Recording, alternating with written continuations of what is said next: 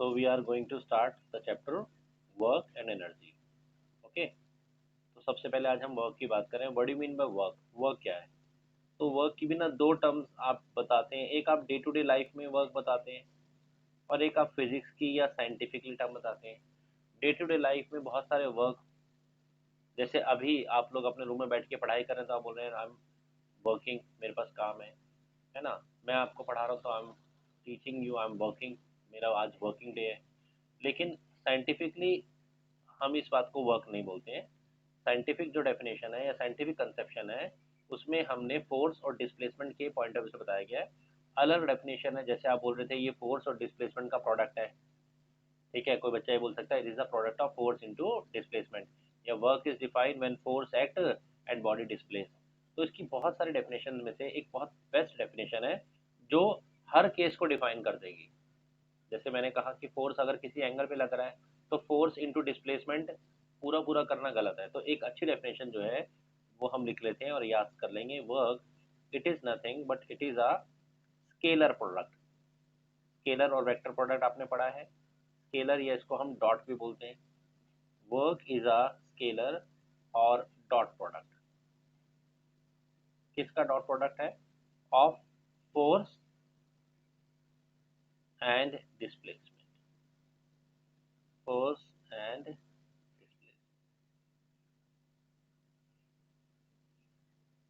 Force and displacement vector. Vector form में लेके चलना है इनको. फोर्स भी एक वेक्टर है, डिस्प्लेसमेंट भी एक वेक्टर है, इनका डॉट प्रोडक्ट है. डॉट प्रोडक्ट मैं आपको समझा देता हूँ और भी डिटेल्स में.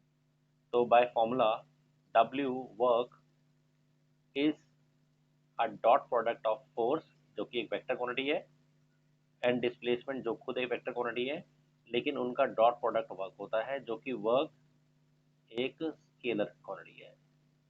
वर्क कैसी क्वांटिटी है? स्केलर.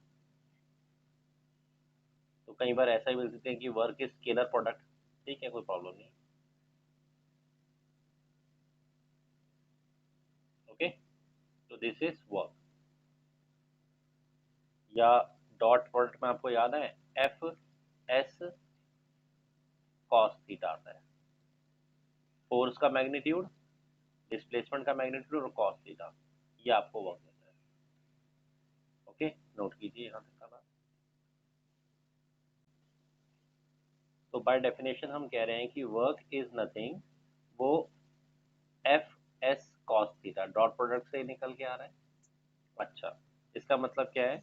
सपोज ये एक बॉडी है, एक ब्लॉक है, इस पर हमने फोर्स ऐसे एंगल से लगाया, थोड़ा टेढ़ा, at an angle theta with horizontal, और हमारे फोर्स के अंडर बॉडी एस सामने अलोंग एक्सेस चलेगी. होता है ना, एक टॉय कार को बच्चा धागे से खींचता है, फोर्स तो लगा रहा होता है एक एंगल पर और बॉडी ऐसे जा रही होती है.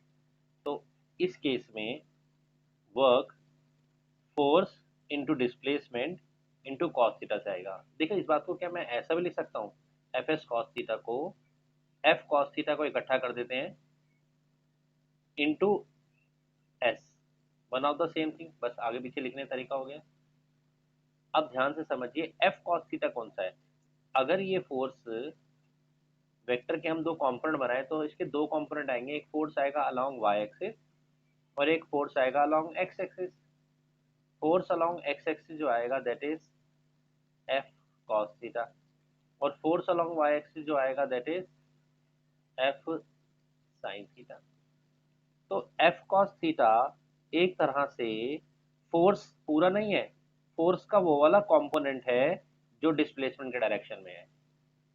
ओके, वो वाला कंपोनेंट है जो डिस्प्लेसमेंट के डायरेक्शन में, मतलब अपना रोल वर्क डन में वही वाला फोर्स का कंपोनेंट प्ले करता है जो डिस्प्लेसमेंट के डायरेक्शन में है.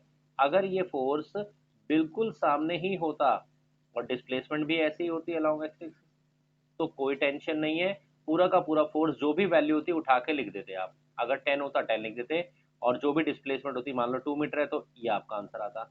लेकिन अगर 10 न्यूटन का ही फोर्स एक एंगल पर लगे तो अब 10 लिखना ठीक नहीं है, बल्कि 10 इंटू कॉस थीटा से जो नई वैल्यू आएगी वो यूज करना है. क्लियर? तो डायरेक्शन को डॉट प्रोडक्ट अपने आप हैंडल कर लेता है, इसीलिए मैंने कहा सबसे अच्छी डेफिनेशन है. तो अगर आप ऐसा भी डायरेक्शन से बजाय ऐसा भी लिखना चाहते हैं तो हम ये भी लिख सकते हैं कि work can also be defined as, work done की कैलकुलेशन में हम ऐसे भी डिफाइन कर सकते हैं, defined as the product of component of force, component of force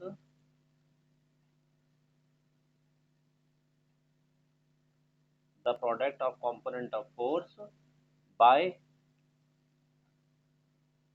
component of force in direction of displacement, in direction of displacement, मतलब force का वो वाला कंपोनेंट ले लीजिए जो डिस्प्लेसमेंट की डायरेक्शन में हो, मल्टीप्लाई कर दीजिए, ओके, आपको तब भी वर्क मिल जाएगा। कोई बच्चा पूछ सकता है सर क्या डिस्प्लेसमेंट के भी कंपोनेंट कर सकते हैं, तो आंसर हाँ, वो भी कर सकते हो। डॉट प्रोडक्ट में ये रूल होता है, दो वेक्टर का जब डॉट प्रोडक्ट करना है तो किसी एक वेक्टर का वो वाला कंपोनेंट ले लो जो दूसरे वेक्टर की डायरेक्शन में है, मल्टीप्लाई कर दो, आ जाएगा। तो यहाँ हमने फोर्स का करा है, आगे चलकर कुछ न्यूमेरिकल में हम डिस्प्लेसमेंट का भी करेंगे, तब मैं आपको सिखाऊंगा।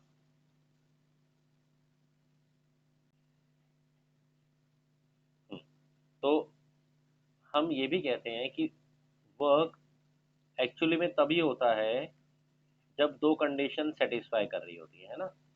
Work is set to be done, हम कब मान रहे हैं कि वर्क होता है, जब पहली बात तो फोर्स लगना चाहिए बॉडी पे, फोर्स मस्ट बी एक्टिंग, और दूसरी बॉडी बात होती है डिस्प्लेसमेंट, है ना।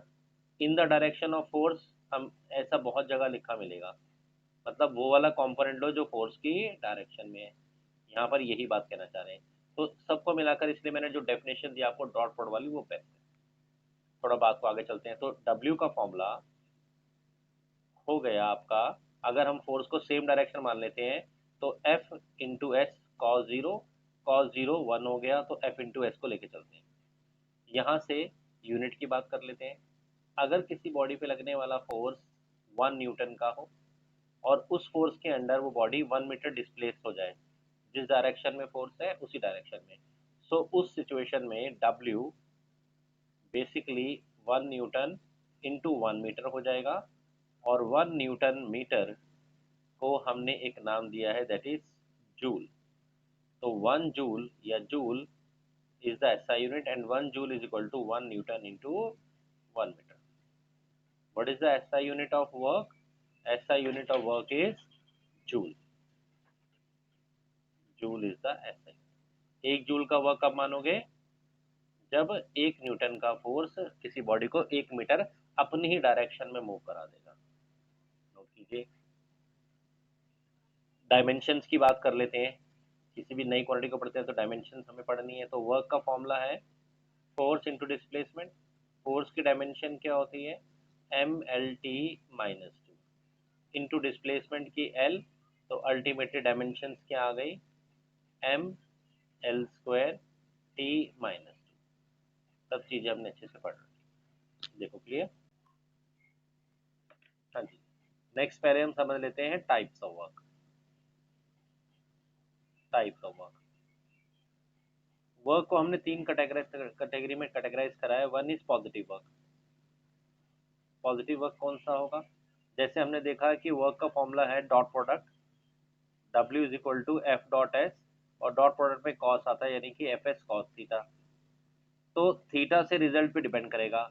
अगर किसी बॉडी पे लगने वाला एंगल या फोर्स और डिस्प्लेसमेंट का एंगल 0 से लेकर 90 के बीच में कुछ आता है, ठीक है ना, 0 के इक्वल हो सकता है, तो कॉस 0 से लेकर 90 से कम कम में कॉस की वैल्यू पॉजिटिव होती है। तो ऐसे केस में वर्क डन पॉजिटिव आएगा। अगर किसी बॉडी पर, ये एक बॉडी है, फोर्स इस एंगल पर लगा मान लीजिए, और डिस्प्लेसमेंट ऐसे हुआ, तो थीटा तो 90 से कम कम है। या यूं कह दीजिए कि फोर्स का एक कंपोनेंट आपको जरूर मिल जाएगा जो डिस्प्लेसमेंट के डायरेक्शन में है, एक तो परपेंडिकुलर मिलेगा, एक कंपोनेंट तो जरूर मिल जाएगा, तो वो ऐसा फोर्स पॉजिटिव वर्क कर देगा, ठीक है ना। अगर फोर्स और डिस्प्लेसमेंट सेम डायरेक्शन में हो या थीटा के पॉइंट से समझना आसान है। अच्छा, तो कहाँ एग्जाम्पल है इसका? तो सुनिए, अगर आपने एक बॉल को ड्रॉप कर दिया ग्राउंड की तरफ। तो फोर्स ऑफ ग्रेविटी कहाँ लग रहा है? डाउनवर्ड। फोर्स ऑफ ग्रेविटी कैसे लग रहा है? डाउनवर्ड। डिस्प्लेसमेंट कैसे हो रही है? डाउनवर्ड। तो वर्क डन बाय ग्रेविटी कैसा है? तो आंसर है पॉजिटिव है। अगर हमने एक बॉल को ड्रॉप कर दिया फ्रॉम अ हाइट, नोट कर लीजिए, इफ, मैं ये कह रहा हूं कि आप पहचानिए किस फोर्स की बात कर रहा हूं। If a ball is dropped from height, तो वर्क डन किस फोर्स की बात कर रहा हूं, इसको पहचानिए, मैं ये कहना चाह रहा हूं। Work done by force of gravity, force of gravity ने जो वर्क किया वो कैसा है? पॉजिटिव है। क्यों? क्योंकि क्योंकि थीटा इस केस में जीरो है, 90 से कम है। इसी तरह से अगर आपने फोर्स लगाकर एक बॉल को ऊपर उछाल दिया, तो जो आपने फोर्स लगाया और जो बॉल की डिस्प्लेसमेंट है, अब ग्रेविटी की बात नहीं कर रहा हूं, क्योंकि आपने बॉल को उछाला तो ग्रेविटी तो नीचे काम कर रहा है। I am not talking about gravity. हाँ, आपने जो फोर्स लगाया उछालने के लिए, तो आपने जो वर्क किया बॉल पर, वो पॉजिटिव हो जाएगा। तो ये पहचान लेना जरूरी है कि हम किस फोर्स की और उससे कौन सा डिस्प्लेसमेंट की डायरेक्शन क्या है जिससे हम वर्क डन निकाल पाएंगे। दूसरा सुनिए। तो दूसरे पॉलिसी के बाद हो गया negative work. Work done negative कब हो सकता है? यस, वर्क डन नेगेटिव कब हो सकता है? अगर थीटा यानी कि एंगल 90 से लेकर 180 के बीच में कुछ कुछ हो, 180 भी चलेगा। आपने सुना होगा after school to college, second quadrant में कॉस नेगेटिव होता है, तो 90 से 180 का मतलब है सेकंड क्वाड्रेंट में लाई कर रहा है। ओके।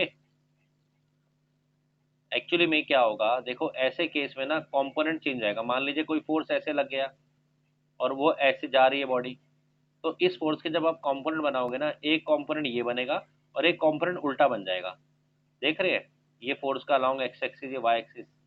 तो ये जो कंपोनेंट जो डायरेक्शन और डिस्प्लेसमेंट में है, इनके बीच का एंगल 180 हो गया या अपोजिट हो गया, तो ये नेगेटिव वर्क करेगा।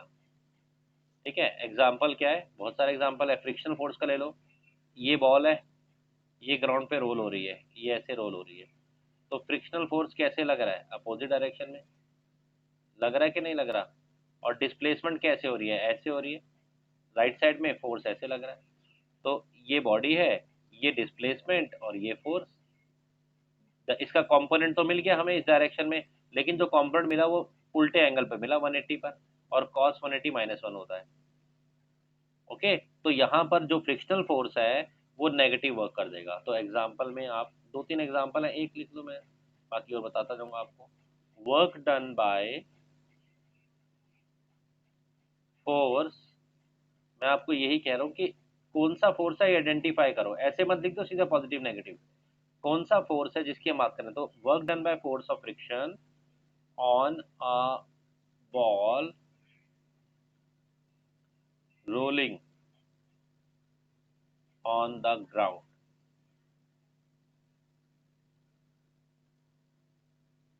Is negative. Why negative? क्योंकि दोनों अपोजिट, या फोर्स का एक कंपोनेंट या फोर्स खुद अपोजिट डायरेक्शन में एक्ट कर रहा है। नोट कर लिया? Third is zero work. Zero work, zero work कौन सा होता है? जीरो वर्क वो होता है जब थीटा एग्जैक्टली 90 पर हो जाता है, एग्जैक्टली 90 पर, और cos 90 की वैल्यू जीरो होती है, तो वर्क डन भी जीरो हो जाएगा। जैसे अगर ये एक ग्राउंड है और इस ग्राउंड पर हमने ये फोर्स लगाया और इस ब्लॉक को ऐसे मूव करा दिया, वर्क डन हमारे फोर्स ने कुछ करा? हाँ बिल्कुल करा, पॉजिटिव करा। लेकिन ग्रेविटी की अगर हम बात करें, तो ग्रेविटी ने क्या कोई वर्क किया? आंसर नहीं। देखो, एक ही लेवल पर ब्लॉक चला और ग्रेविटी का वैसे भी एंगल 90 था। तो जब आप किसी बॉडी को ग्राउंड के अलाउंग, हाँ आप ऊपर उठाते तो अगेंस्ट ग्रेविटी आपको वर्क करना पड़ता, या ऊपर से नीचे छोड़ते तो ग्रेविटी वर्क करती। लेकिन इस सिचुएशन में जब आपने इस बॉडी को ऐसे मूव कराया तो work done by force of gravity to move a block या मूव अ बॉडी, कुछ भी लिख दीजिए, on horizontal surface.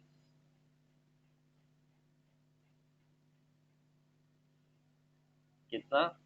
Zero. Work done by force of gravity to,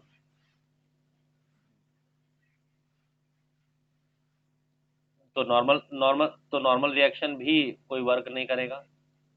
क्या नॉर्मल रिएक्शन ने कोई वर्क किया? वर्क डन में नॉर्मल रिएक्शन भी एक फोर्स है, उसने कोई वर्क नहीं किया। साइंटिफिकली वर्क नहीं होता जब फोर्स और डिस्प्लेसमेंट परपेंडिकुलर डायरेक्शन में होते हैं। जैसे हम आगे ग्रेविटेशन पढ़ेंगे कि अर्थ के चारों तरफ हम एक सैटेलाइट लॉन्च करते हैं जो अर्थ के चारों तरफ घूमता रहता है। अब तुम बताओ, हमने सैटेलाइट लॉन्च कर दी जिसने 10 साल 20 साल घूमना है अर्थ के चारों तरफ, क्या ये फ्यूल से चलता रहेगा या उस पर कोई वर्क करना पड़ेगा? आंसर है नहीं। ग्रेविटेशन, तो ग्रेविटेशनल फोर्स कैसा लगता है? ऐसा। डिस्प्लेसमेंट हमेशा कैसे रहती है? परपेंडिकुलर। फोर्स ऑफ ग्रेविटी ऐसे लगता है। फोर्स ऑफ ग्रेविटी हमेशा हर पॉइंट पर ऐसे लगेगा। तो फोर्स ऑफ ग्रेविटी कोई वर्क नहीं करेगा, ठीक है ना? तो उसके अगेंस्ट या उसके सामने कोई वर्क नहीं होगा, ये अपने आप as a free fall body घूमता रहेगा, इस पर कोई वर्क करने की जरूरत नहीं है। नोट कर लीजिए। यहाँ भी ये भी एग्जांपल नोट कर सकते हैं। Satellite revolving, work done by force of gravity, ये भी सेकंड पॉइंट उसी में ले सकते हैं। Work done by force of gravity on the satellite,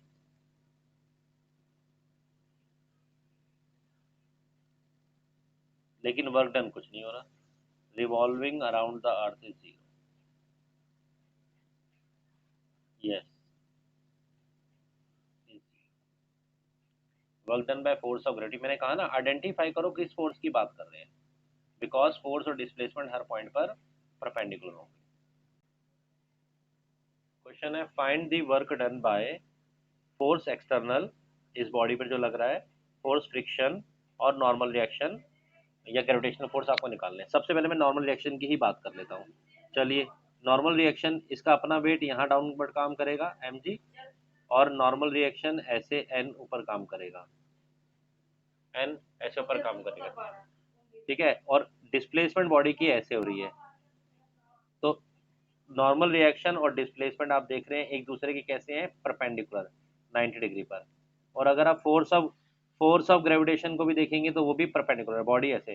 तो तीसरे पार्ट का तो आंसर जीरो हो गया, बिकॉज थीटा कितना है? 90। ये तो हो गया। अब आ जाते हैं फर्स्ट फर्स्ट पार्ट पे, ठीक है। थर्ड पार्ट तो हमारा सॉर्ट आउट हो गया।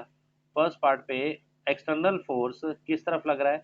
आंसर है राइट साइड में लग रहा है, ठीक है। और डिस्प्लेसमेंट भी बॉडी की किस साइड है? राइट साइड में, राइट साइड में है। तो फॉर्मूला है, अगर फॉर्मूला पूरा जाए तो वो होता है F S cos theta, force हो गया 10, डिस्प्लेसमेंट भी 10, और कॉस थीटा यहाँ कॉस जीरो जो कि 1 होता है। थीटा जीरो हो गया ना, 100 जूल।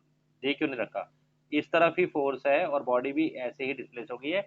आपको जो फोर्स का या डिस्प्लेसमेंट जो गिवन है उसके पूरे पूरे कंपोनेंट आपने उठा लिए। अब आ जाते हैं फोर्स ऑफ फ्रिक्शन। जब ये बॉडी राइट साइड में मूव कर रही है तो फ्रिक्शन आपका लेफ्ट साइड में मूव करेगा। तो वर्क डन, अब हमें बाय फोर्स ऑफ फ्रिक्शन पे आना है। तो work done by force of frictional या फ्रिक्शनल फोर्स क्या होगा? आंसर है, उसका भी फॉर्मूला यही है sir, F S cos theta. F क्या है? फ्रिक्शन का फोर्स। यहाँ एफ कौन सा फ्रिक्शन का फोर्स हो गया? वो हमने सीखा, वो होता है mu into N into displacement 10, और एंगल जैसा कि आपको दिख रहा है कॉस 180। फ्रिक्शन आराम से देखेंगे, डायग्राम में आपको दोबारा दिखाता हूँ बनाकर। तो फ्रिक्शन, जब ब्लॉक मूव कर रहा है, when the block is moving, friction is acting in this direction and the displacement is in this direction, so angle is 180। चलिए फ्रिक्शनल फोर्स निकालते हैं, थोड़ा यहाँ कर लेते हैं। न्यू की वैल्यू गिवन थी 0.1, एन क्या होता है? एन आपका एम जी के इक्वल हो जाता है, M 5 kg into 1050 into displacement is 10 and cos theta is here -1। इसको सॉल्व कर रहे हैं तो ये -50 joule, work done is in joule. तो तो work done by friction negative होगा और work done by external force positive होगा। एक्सटर्नल फोर्स उसको पॉजिटिव एनर्जी दे रहा है चलाकर, फ्रिक्शन उसकी एनर्जी ले रहा है। फ्रिक्शन कोशिश कर रहा है रुक जा रुक जा रुक जा, इसकी एनर्जी में चूस लूँ, मैं खा जाऊँ, मैं खप लपेट लूँ। और बाहर का फोर्स कह रहा है इसको एनर्जी दूं, चलाऊं चलाऊं चलाऊं चलाऊं। बोलो ठीक है। So work done in scalar form भी हमसे पूछा जा सकता है, क्योंकि वर्क डन स्केलर प्रोडक्ट है। स्केलर फॉर्म का क्या मतलब है कि हो सकता है कि हमें फोर्स कार्टेशियन फॉर्म में गिवन हो, force along X axis F X I F Y J plus F Z K. मतलब फोर्स आपको अगर इस तरह से गिवन है 3 i cap 4 j cap -2 k cap, तो मतलब force X axis Y axis और जेड एक्सिस तीनों डायरेक्शन के अलोंग लग रहा है। जरूर थोड़ा सीधा लग रहा है, किसी एंगल पर ऐसे बता दिए वेक्टर फॉर्म में। और डिस्प्लेसमेंट भी इसी तरह से SX i cap SY j cap plus SZ k cap इस फॉर्म में गिवन है। और आपसे वर्क पूछा जा रहा है, तो जैसा मैंने कहा कि हम लोगों ने डिस्कस किया, वर्क डन फोर्स और डिस्प्लेसमेंट का डॉट प्रोडक्ट होता है। तो यहाँ पर डॉट प्रोडक्ट में आप जानते हो आई कैप और आई कैप 1 हो जाता है, बाकी 0 हो जाते हैं। तो ऐसे केस में रिजल्ट डॉट प्रोडक्ट से आएगा और वो F X S X plus F Y S Y, क्योंकि बाकी तो कंपोनेंट 0 हो जाएंगे, और F Z S Z. Force को इस कंपोनेंट को इससे भी करना है, इससे भी करना है, इससे भी करना है, पर डॉट प्रोडक्ट में आई डॉट जे 0, आई को इसी तरह से एफ वाई जे को भी सबसे करना है, इससे भी करना है, इससे भी करना है, इससे भी करना है। लेकिन जे को आई से करोगे, जे से के से करोगे 0 हो जाएगा, जे डॉट जे 1 हो जाएगा। तो वर्क डन ऐसे दिया जाएगा। नोट कीजिए, क्वेश्चन करते हैं। ठीक है ना, डॉट प्रोडक्ट के फॉर्म में भी तो वर्क आपसे कहा जा सकता है।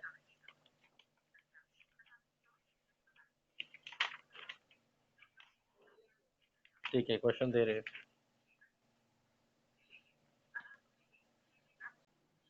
हाँ, ये लास्ट वाला करेक्ट कर लीजिए, ये एस जेड है।